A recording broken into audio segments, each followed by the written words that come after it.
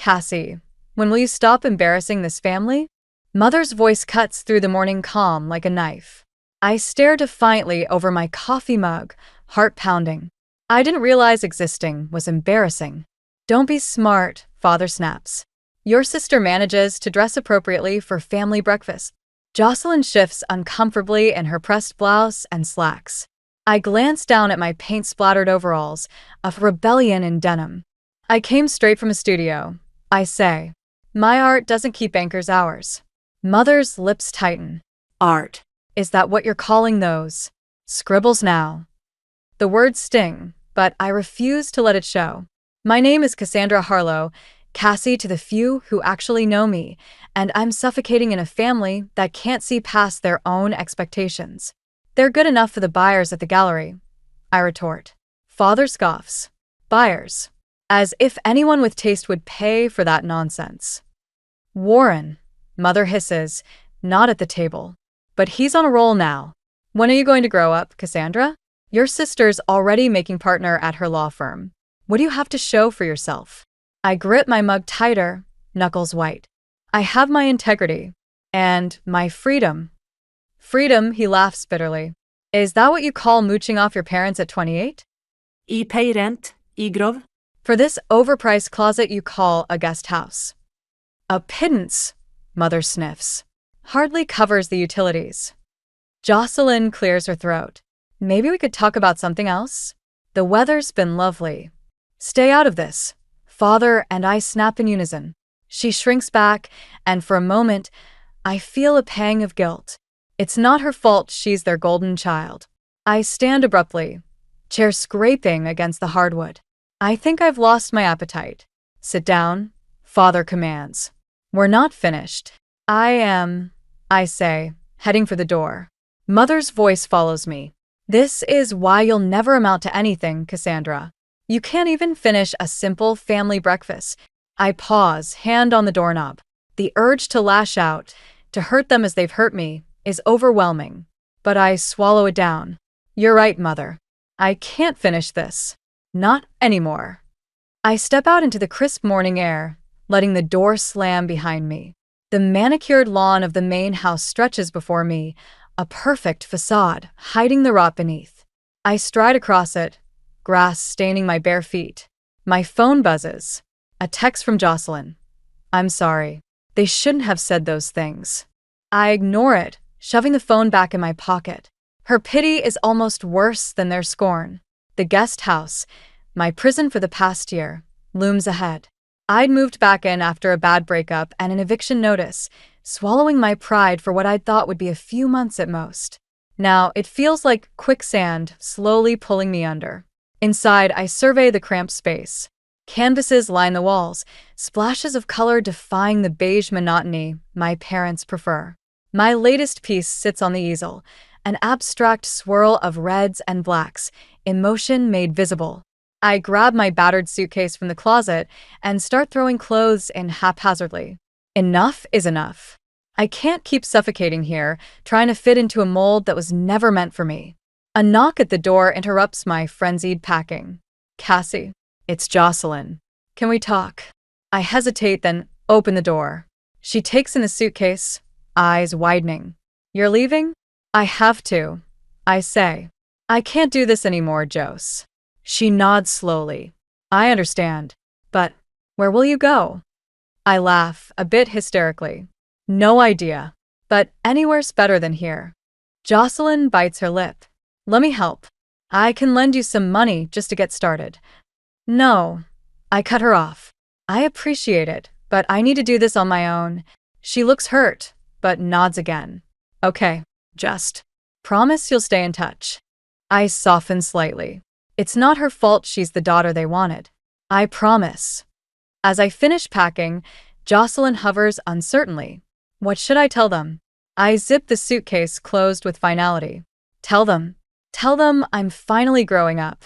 I shoulder my bag and grab my easel. Jocelyn follows me out, watching as I load everything into my beat-up Volkswagen. Be careful, she says as I slide into the driver's seat. I manage a small smile. Always am. As I pull out of the driveway, I catch a glimpse of my parents watching from the window. Their faces are a mixture of anger and disbelief.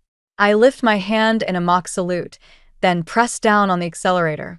The mansion shrinks in my rearview mirror, and with each mile, I feel the weight lifting from my chest.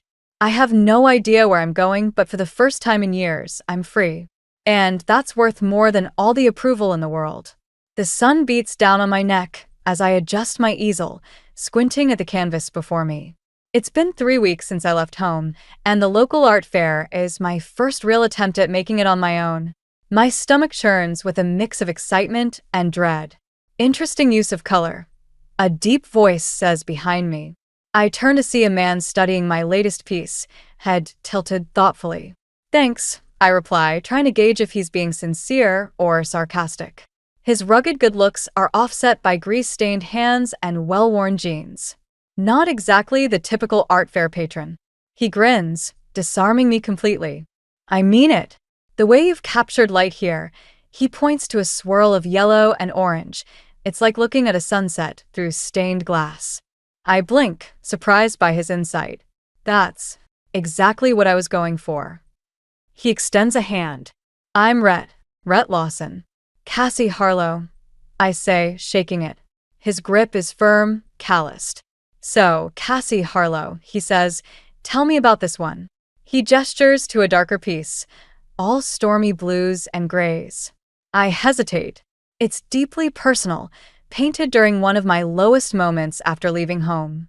But something in Rhett's open expression makes me want to share. It's about feeling trapped, I explain. Like you're drowning in expectations that aren't your own. Rhett nods slowly. I get that. Family stuff. I laugh humorlessly. Is it that obvious? Let's just say I recognize the look, he says with a wry smile. So, what did you do to get out from under it? This, I say, gesturing to my paintings. I left. Decided it was time to sink or swim on my own terms. Brave, Rhett says, and there's genuine admiration in his voice. We talk for hours, the rest of the fair fading into background noise. Rhett, it turns out, is a mechanic with a passion for restoring vintage cars. He describes engines the way I talk about color theory, with the enthusiasm that's infectious. As the fair winds down, Rhett helps me pack up my unsold pieces. So, he says casually, I was thinking of taking a drive up the coast tomorrow. There's this great little seafood shack about 2 hours north. Want to come? I hesitate. It's impulsive, maybe even reckless. But isn't that what I wanted when I left home? To take chances, to live freely? You know what? Yeah, I say, surprising myself. I'd love to. Rhett's face lights up. Great. I'll pick you up at 10. The next morning, I'm waiting outside my cheap motel room when Rhett pulls up in a gleaming 1967 Mustang convertible. My jaw drops. You like? He asks, patting the hood affectionately. It's gorgeous. I breathe, running a hand along the smooth paint. Restore her myself, Rhett says proudly. Hop in. We cruise up the coast, wind whipping through my hair. Rhett keeps me laughing with stories of disastrous first dates and entitled customers. For the first time in years, I feel truly relaxed. The seafood shack lives up to Rhett's praise. We devour fresh crab cakes and clam chowder at a weathered picnic table overlooking the ocean. So, Rhett says, wiping his mouth, what's next for you? After the fair, I mean.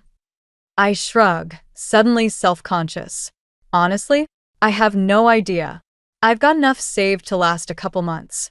But after that, I trail off, the reality of my situation sinking in. Rhett nods thoughtfully. You know, my mom runs this little gallery in town. Nothing fancy, but she's always looking for fresh talent. Want me to put in a word? I stare at him, torn between gratitude and pride. That's really kind of you, but I don't want charity. It's not charity, Rhett insists. Your work is good, Cassie. Really good. Mom's got a great eye. If she likes what she sees, it's because you deserve it. I bite my lip, considering. It's a lifeline, a chance to actually make this crazy dream work. Okay, I say finally. If she's interested, I'd love to meet her. Rhett grins. Great. I'll set it up. As we drive back, the sun setting in a blaze of color that puts my paintings to shame, I feel a spark of hope ignite in my chest. For the first time since I left home, the future doesn't seem quite so daunting. We pull up to my motel, and Rhett kills the engine. There's a moment of charged silence. I had a really great time today, I say softly. Me too, Rhett replies. He leans in and I meet him halfway. The kiss is gentle, tentative at first, then deepens. When we finally break apart, we're both a little breathless. So, Rhett says, a mischievous glint in his eye. What do you say we make this a regular thing? The road trips, he adds hastily. Although, the kissing part was pretty great too. I laugh, feeling lighter than I have in years. I'd like that, I say. Both parts. As I watch Rhett drive away, I realize I've taken my first real step towards independence. It's terrifying and exhilarating all at once. Whatever comes next, I know I'm ready to face it head on. The sun dips below the horizon, painting the sky in brilliant shades of orange and pink. Rhett and I sit on a checkered blanket, the remains of our picnic scattered around us. 6 months have passed since that first road trip, and every day has been an adventure. Cassie, Rhett says, his voice uncharacteristically serious. These past months have been the happiest of my life. I turn to him, smiling. Mine too. He takes a deep breath, reaching into his pocket. I know it might seem fast, but when you know, right? He pulls out a small velvet box, and my heart skips a beat. Cassandra Harlow, will you marry me? The ring inside is simple but beautiful, a delicate silver band with a small, sparkling diamond. It's nothing like the gaudy rocks my mother always fawned over, and I love it all the more for that. Yes, I breathe, tears pricking my eyes. Yes, of course I will. Rhett's face breaks into a radiant grin as he slips the ring onto my finger. We kiss as the last rays of sunlight fade, wrapped in the warmth of our shared joy. Reality crashes back the next morning as I stare at my phone, thumb hovering over my parents' number. I have to tell them, but the thought makes my stomach churn. You don't have to do this, Rhett says, wrapping his arms around me from behind. I lean into his embrace. I do. They're still my family, even if... I trail off, unable to finish the thought. I'll be right here, he promises. Taking a deep breath, I hit call. Mother answers on the third ring. Cassandra? Is everything all right? Everything's fine, Mother, I say, steeling myself. I have news. I'm engaged. There's a long pause. I see, she says finally, her voice tight. And who is the lucky man? His name is Rhett. He's a mechanic, specializes in vintage car restoration. Another pause, longer this time. A mechanic, she repeats flatly. Cassandra, surely you can't be serious. I am, I say, my resolve strengthening. We'd like you to meet him. Maybe we could come for dinner next week. I can practically hear her internal struggle. Finally, she sighs. I suppose that would be acceptable. Wednesday at 7. The week drags by, a mix of anticipation and dread. Rhett remains steadfast, his quiet confidence bolstering my own. When Wednesday arrives, we pull up to my parents' house in Rhett's prized Mustang. Ready? He asks, squeezing my hand. I nod, not trusting myself to speak. Mother answers the door, her smile brittle. Cassandra. And you must be... Rhett. Pleasure to meet you, Mrs. Harlow, Rhett says warmly, extending his hand. She shakes it briefly, her nose wrinkling slightly at the lingering traces of motor oil. Come in, please. Father and Jocelyn are waiting in the living room. Jocelyn hugs me tightly, whispering congratulations in my ear. Father merely nods, his expression unreadable. Dinner is a tense affair. Mother peppers Rhett with questions about his background and education, each answer clearly disappointing her. Father remains mostly silent, watching Rhett with narrowed eyes. So, Rhett, he finally says as dessert is served. What are your intentions with my daughter? Rhett meets his gaze steadily. To love her, support her dreams, and build a life together. Father scoffs. Noble sentiment. But how do you intend to provide for her? Surely you don't expect her to live on a mechanic's salary. Dad, I interject, anger flaring. I can provide for myself. My art. Your art. He cuts me off dismissively. Cassandra, it's time to be realistic. This dalliance has gone on long enough. Dalliance. I repeat, incredulous. We're getting married. No, Father says firmly. You're not. I forbid it. The room falls silent. Even Mother looks shocked. You forbid it? I say, my voice dangerously quiet. I'm not a child, Dad. You don't get to forbid anything. As long as you're part of this family, then maybe I don't want to be part of this family. I shout, standing abruptly. Come on, Rhett. We're leaving. Rhett rises, his face a mask of calm. Thank you for dinner, Mr. and Mrs. Harlow. I'm sorry we couldn't find common ground. As we head for the door, Jocelyn catches my arm. Cassie, wait. They'll come around. Just give them time. I shake my head, tears threatening to spill. I've given them my whole life, Jose. I can't do it anymore. Outside, I collapse against the car, sobs racking my body. Rhett holds me close, murmuring soothing words. I'm so sorry, I choke out. You didn't deserve that. He tilts my chin up, his eyes full of love. Hey, none of that. I knew what I was signing up for, remember? We're in this together. As we drive away, I feel a strange mix of grief and liberation. The bridge to my old life is burning, but ahead lies a future full of possibility, one I get to shape with my own hands. So, Rhett says, a hint of his usual humor returning. Wanna elope? I laugh through my tears, the weight on my chest easing slightly. You know what? That doesn't sound half bad. As the lights of my childhood home fade in the rearview mirror, I realize I've made my choice. Whatever comes next, Rhett and I will face it together, on our own terms. The key scrapes in the lock as Rhett and I stumble into our new loft, arms laden with boxes. Sunlight streams through the large windows, illuminating the dusty hardwood floors and exposed brick walls. Home sweet home, Rhett says, dropping a box with a grunt. I spin slowly, taking it all in. It's small, rough around the edges, and absolutely perfect. I can't believe we did it, I breathe. Rhett wraps his arms around me from behind. Believe it, babe. This is our fresh start. We spend the day unpacking, transforming the empty space into something uniquely ours. My easel claims a corner by the window, while Rhett's vintage car posters add character to the bare walls. By nightfall, we collapse onto our second-hand couch, exhausted but exhilarated. To new beginnings, Rhett says, clinking his beer bottle against mine. And to telling convention to shove it, I add with a grin. The next few weeks are a whirlwind of activity. Rhett throws himself into getting his restoration shop up and running, working long hours to transform an old garage into his dream workspace. I set up an online store for my art, nervously listing my first few pieces. You're sure about the prices? I ask Rhett for the 100th time, hovering over the publish button. He kisses my forehead. Your work is worth every penny, Cass. Trust yourself. Taking a deep breath, I click publish. It feels like sending a piece of my soul out into the world. Days pass with no sales, and doubt begins to creep in. Maybe my parents were right. Maybe this is all just a pipe dream. I throw myself into painting, channeling my frustration onto canvas. One morning, I wake to Rhett shaking me excitedly. Cassie, wake up. You've got to see this.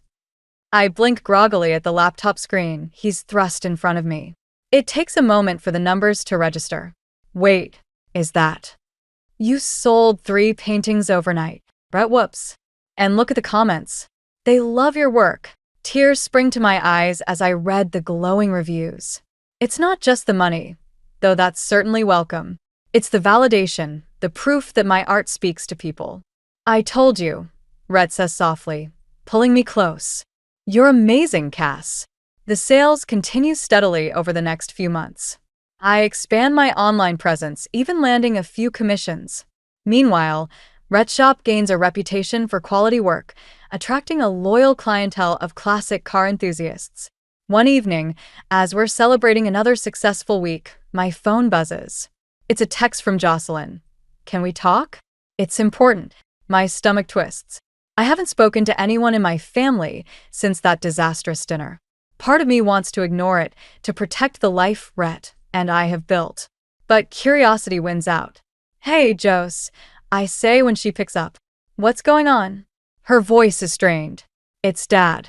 There's been a scandal at the university. He's been forced to resign. The news hits me like a punch to the gut. Despite everything, I never imagined my father's carefully constructed world crumbling. What happened? Jocelyn hesitates. It's complicated. Financial improprieties, abuse of power. It's all over the local news. I sink onto the couch, mind reeling. Rhett sits beside me, concern etched on his face. How are Mom and Dad handling it? I ask, though I can already guess the answer. Not well, Jocelyn sighs. Mom's a wreck, and Dad. He's not the man we knew, Cass. They're going to lose the house. Everything.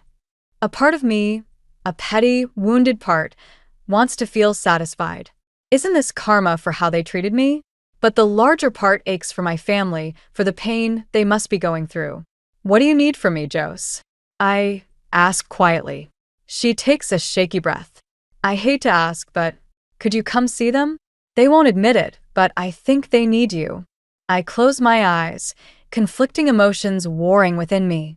Rhett squeezes my hand supportively, and I draw strength from his presence. I'll think about it. I say finally. I can't promise anything, but I'll think about it.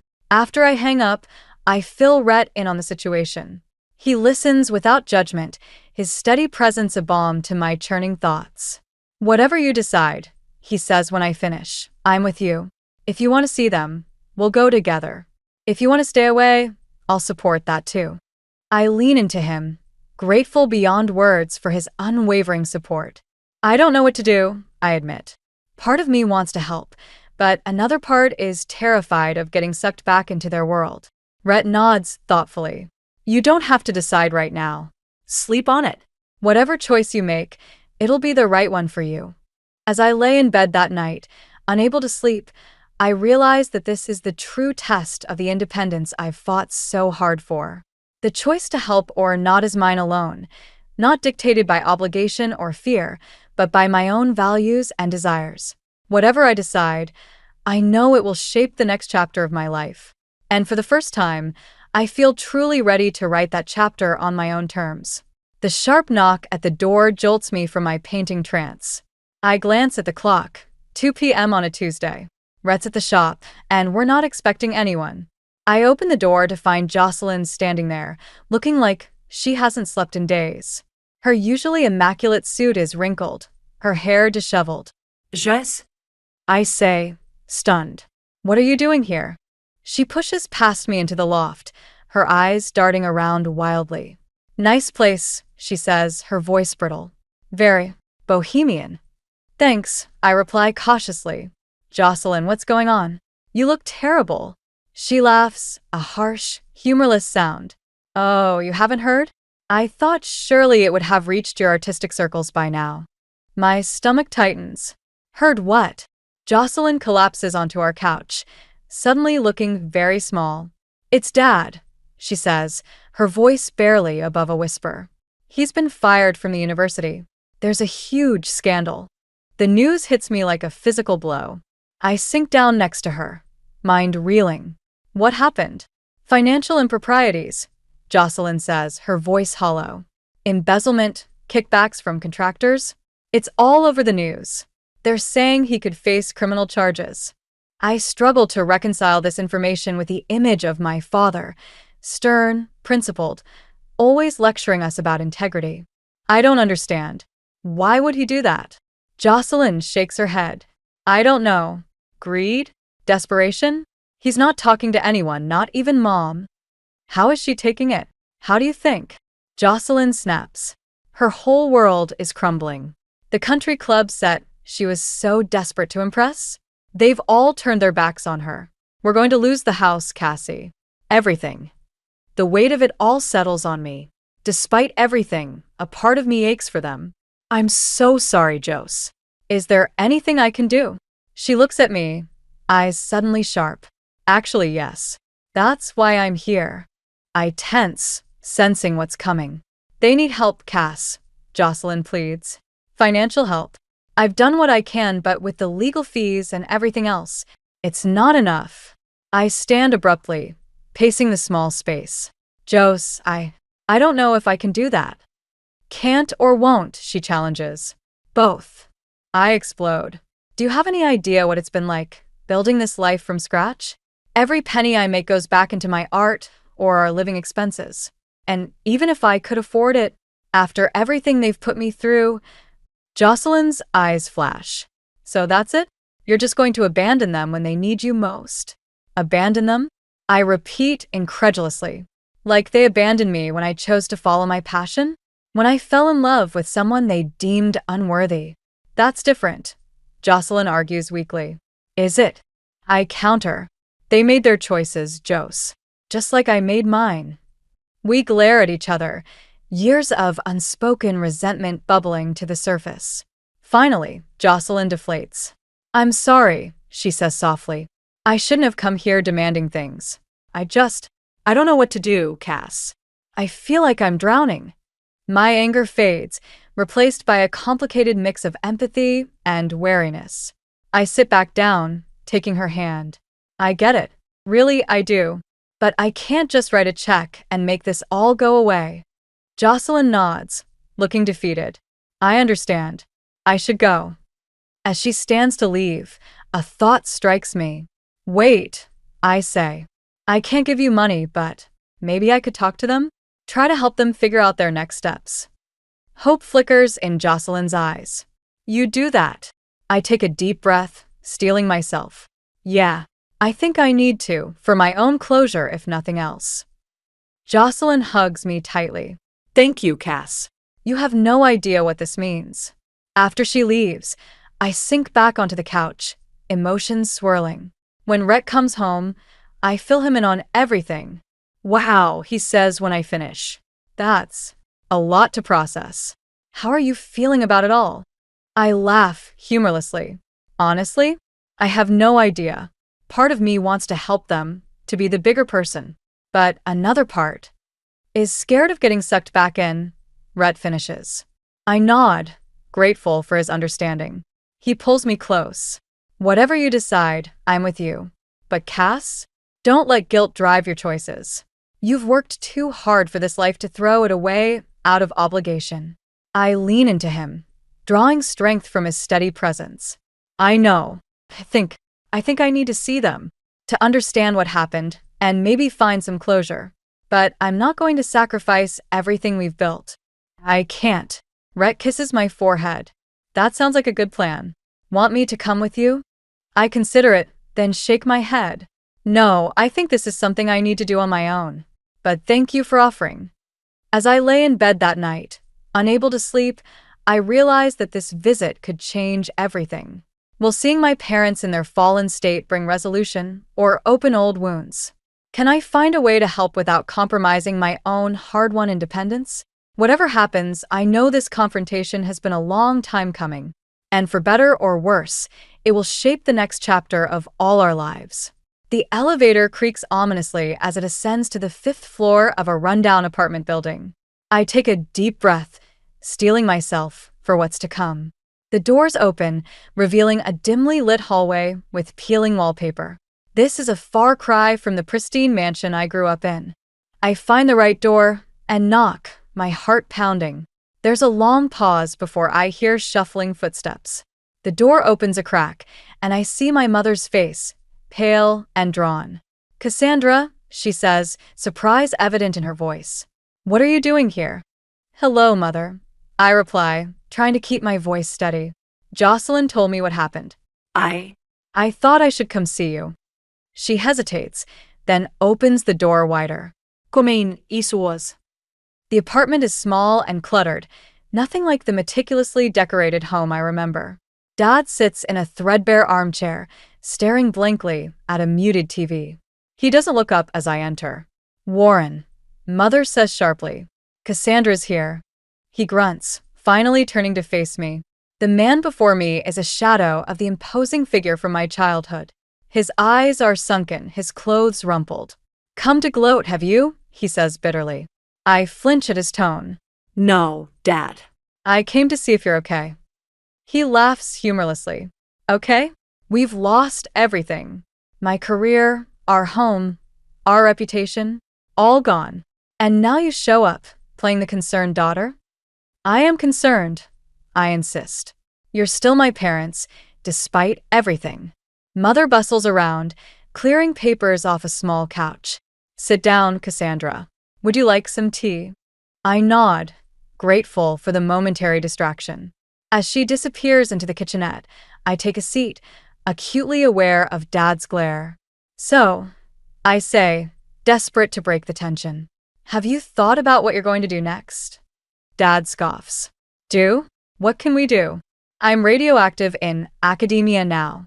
Your mother's little society friends won't even return her calls. We're finished."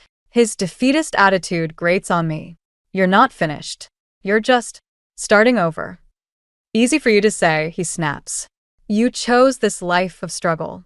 We had everything, and now you know what it's like to live without a safety net," I finish. "Like I've been doing since I left." Mother returns with the tea, her hands shaking slightly as she sets down the tray. "Let's not argue," she pleads.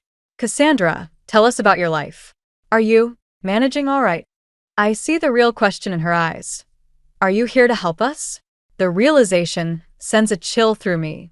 Is that all I am to them now? A potential lifeline? "I'm doing well," I say carefully. "My art is selling, and Rhett's business is taking off." "Ah yes, the mechanic," Dad mutters. I ignore the jab. "We're building a life together. It's not always easy, but it's ours." Mother nods, a forced smile on her face. "That's lovely, dear. And have you given any thought to, well, family obligations? Now that we're in this difficult situation." And there it is, the request I've been dreading. I set down my teacup, my resolve hardening. "I can't give you money," I say firmly. "Even if I could afford it, which I can't, it wouldn't solve the underlying problems." Dad's face darkens. "So, you'll abandon us in our time of need? After everything we've done for you?" "Everything you've done for me?" I repeat incredulously. "You mean criticizing every choice I've made? Trying to force me into a life I never wanted?" "We wanted what was best for you." Mother interjects. "No," I say, my voice rising. "You wanted what was best for your image. You never once asked what I wanted." Dad stands abruptly, looming over me. "We gave you every advantage, and this is how you repay us? By turning your back when we need you most." I stand too, refusing to be intimidated. "I'm not turning my back. I'm here, aren't I? But I won't enable you to avoid taking responsibility for your actions." "Responsibility," he roars. "You ungrateful." "Enough," Mother cries, tears in her eyes. "Please, both of you, stop this." We fall silent, the air thick with tension. I take a deep breath, trying to center myself. "Look," I say more calmly. "I can't give you money, but I want to help. I can help you look for jobs or find resources for people in your situation. But you have to be willing to start over, to rebuild." Dad slumps back into his chair, suddenly looking very old. "What's the point?" he mutters. I kneel beside him, taking his hand. "It's the first time we've touched in years. The point is that you're still here. You still have each other and Jocelyn And me. if you want." Mother joins us, her hand on Dad's shoulder. Perhaps Cassandra is right, Warren. We can't go back, but we can go forward." He looks at me, really looks at me for what feels like the first time. "You've grown up," he says softly. "When did that happen?" I smile sadly. "While you weren't looking." As I leave the apartment an hour later, I feel drained but oddly hopeful. It's not a fairy tale reconciliation, but it's a start. A chance to build a new relationship, one based on mutual respect rather than expectations. I step out into the fading sunlight, taking a deep breath of the city air. Whatever comes next, I know I can face it. I've found my strength, my voice. And no one can take that away from me. The tension in the small apartment is palpable as I stand facing my parents. What started as a tentative attempt at reconciliation has devolved into a bitter confrontation. Mother's face is flushed with anger, while Dad glowers from his armchair. How can you be so heartless, Cassandra? Mother demands, her voice shrill. After everything we've done for you, you'd abandon us in our time of need? I take a deep breath, fighting to keep my composure. I'm not abandoning you. I've offered to help you find resources, to support you emotionally. But I can't just write a check and make this all go away. Support us emotionally? Dad scoffs. What good is that when we're about to be evicted? Maybe if you'd supported me emotionally all these years, things would be different now. I retort, years of pent-up frustration bubbling to the surface. Mother gasps, how dare you? We gave you everything. Everything except acceptance, I say, my voice rising. Everything except the freedom to be myself. Oh, here we go again with the artist nonsense, Dad mutters. Something inside me snaps. It's not nonsense. It's who I am, who I've always been. But you were too busy trying to mold me into your perfect daughter to see that. We wanted what was best for you. Mother cries. No. I counter, years of hurt pouring out. You wanted what was best for your image. Do you have any idea what it was like growing up in this house? The constant criticism, the impossible standards? They stare at me, stunned by my outburst. Every time I showed you a painting, you asked why I couldn't be more like Jocelyn. I continue, unable to stop now that the floodgates have opened. Every accomplishment was met with, that's nice, but when are you going to do something real with your life? Do you know what that does to a child? Dad starts to speak, but I cut him off. And now that your carefully constructed world has crumbled, you expect me to swoop in and save you? To sacrifice the life I've built, the happiness I've found, to prop up your pride? We're parents, Mother says weakly. Yes, you are. I acknowledge, my voice softening slightly. And I love you, but I won't set myself on fire to keep you warm. The silence that follows is deafening. Mother sinks onto the couch, tears streaming down her face. Dad stares at the floor, his jaw clenched. I never realized, he says finally, his voice barely above a whisper. We thought we were pushing you to be your best self. Your version of my best self. I correct gently. Not mine. Mother looks up at me, really looks at me, perhaps for the first time in years. You've grown so strong, she says, a mix of pride and regret in her voice. When did that happen? It happened when I stopped trying to be who you wanted me to be and started being true to myself. I reply. Dad clears his throat.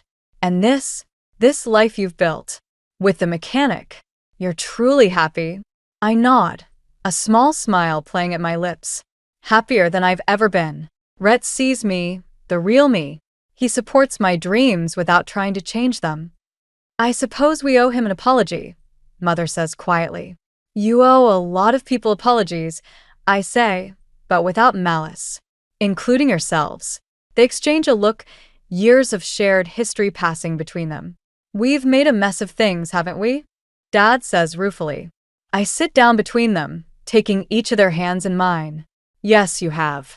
But it's not too late to start fixing it. How? Mother asks, her voice small and uncertain. By taking responsibility for your actions, I say firmly, by rebuilding your lives on a foundation of honesty and humility instead of pride and appearances. Dad nods slowly. It won't be easy. No, I agree. It won't. But I'll be here to support you if you'll let me. Not financially, but as your daughter. As someone who loves you, flaws and all. Mother squeezes my hand. We don't deserve your forgiveness. Maybe not, I say. But I'm offering it anyway, because that's who I am, the person I've become despite everything. For the first time in years, I see a glimmer of genuine pride in their eyes, not for what I've accomplished, but for who I am. We have a lot to learn from you, Cassandra, Dad says softly. I stand, feeling lighter than I have in years. It's not too late to start. As I leave the apartment, I feel a sense of closure I never thought possible. The road ahead won't be easy, for any of us. But for the first time, I feel like we might be able to walk it together as equals. I step out into the fading sunlight, taking a deep breath of the city air. Whatever comes next, I know I can face it. I've found my strength, my voice. And in doing so, I may have finally helped my parents find theirs. The future is uncertain, but it's ours to shape. And for the first time in my life, I'm truly excited to see what it holds. The crisp autumn air carries the scent of possibility as I stand before the newly expanded Lawson's vintage restorations. Rhett's dream has grown, and with it, a space for my own aspirations to flourish. The storefront gleams, half filled with lovingly restored classic cars, the other half transformed into a cozy art gallery showcasing my work. Ready for this? Rhett asks, squeezing my hand. I take a deep breath, nodding. As I'll ever be. The grand opening is a whirlwind of faces, friends, fellow artists, car enthusiasts, and curious locals. I float between conversations, my heart swelling with pride at the admiring glances cast at both the vehicles and my paintings. "This is incredible, Cassie," a familiar voice says behind me. I turn to see Jocelyn, looking slightly out of place in her tailored suit but smiling genuinely. Just. I exclaim, pulling her into a hug. "I'm so glad you could make it." She steps back, taking in the gallery. "I wouldn't have missed it. Your work, it's beautiful. I never really understood before, but now I see what you've been trying to tell us all along." Her words bring unexpected tears to my eyes. "Thank you," I manage. "That means more than you know." Jocelyn's expression turns serious. "Listen, I wanted to apologize. For everything. For not standing up for you more, for buying into Mom and Dad's expectations." I shake my head, cutting her off. "You don't need to apologize. We were both just trying to survive in that house, in our own ways." She nods, looking relieved. "How are they doing? Mom and Dad, I mean. I know you've been in touch more than I have lately." I consider my words carefully. "They're Trying. It's not easy, but they're making an effort to rebuild their lives, to see things differently. Dad's even talking about volunteering at a community college, teaching a night class." "Wow," Jocelyn says, clearly surprised. "That's not what I expected." "Me neither," I admit. "But I think losing everything forced them to reevaluate what really matters." Our conversation is interrupted by Rhett's mother, Evelyn, bustling over with a tray of champagne flutes. "Girls, you must have a toast. This is a celebration after all." We accept the glasses, and Evelyn pulls me into a warm hug. "I'm so proud of you both," she says, her eyes shining. "You've built something truly special here." As she moves on to mingle with other guests, Jocelyn raises an eyebrow. "She seems lovely." "She is," I say, a wave of gratitude washing over me. "She's been more of a mother to me these past few years than—" I trail off, not wanting to reopen old wounds. Jocelyn nods in understanding. "I'm glad you found that support, Cass. You deserve it." The evening progresses, a steady stream of well-wishers and potential clients flowing through the doors. As things begin to wind down, Rhett joins me by my favorite painting, a swirling abstract that somehow captures both the freedom of the open road and the comfort of coming home. "Quite a night, huh?" he says, wrapping an arm around my waist. I lean into him, exhausted but elated. "It's more than I ever dreamed possible." He kisses the top of my head. "You made it happen, Cass. Your talent, your determination, that's what brought us here." "We made it happen," I correct him. "I couldn't have done any of this without you believing in me." As the last guests trickle out, Jocelyn approaches us again. "I should get going," she says. "But before I do, Mom and Dad asked me to give you this." She hands me an envelope. With trembling fingers, I open it to find a card. Inside, in my father's precise handwriting, is a simple message. "Cassandra, we are so proud of the woman you've become and the life you've built. We were wrong to try to change you, and we're sorry it took us so long to see that.